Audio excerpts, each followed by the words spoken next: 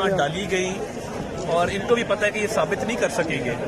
ये वज़ीर-ए-आज़म हाउस में इसके ताने बाने मिलते हैं।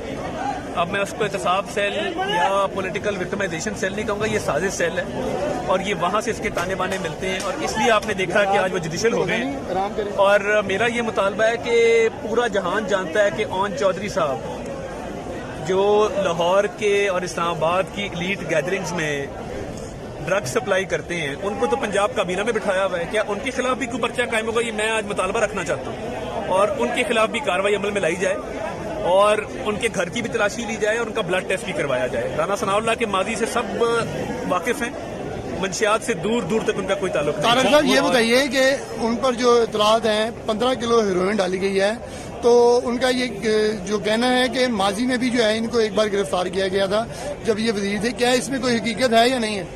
देखिए जी, माजी में जिनको गिरफ्तार किया गया था वो भी इन्होंने उठाया था उस वक्त, मगर मंशियात का कोई मामला आज तक राना साहब पे कोई इल्जाम नहीं लगा। राना साहब का बड़ा साफ शफाफ माजी है और मंशियात से दूर दूर तक उनका कोई ताल्लुक नहीं। अच्छा, ये बताएं, एक वजीर जो सड़कों पे भाग रहे थे और एक हॉस्पिटल जहाँ पे दूध और जैतून के तेल की बोतलें बरामद हुई, क्या ऐसा निज़ाम आएगा कि यहाँ पर भी ये मनशियात टेलकम पाउडर बन जाए?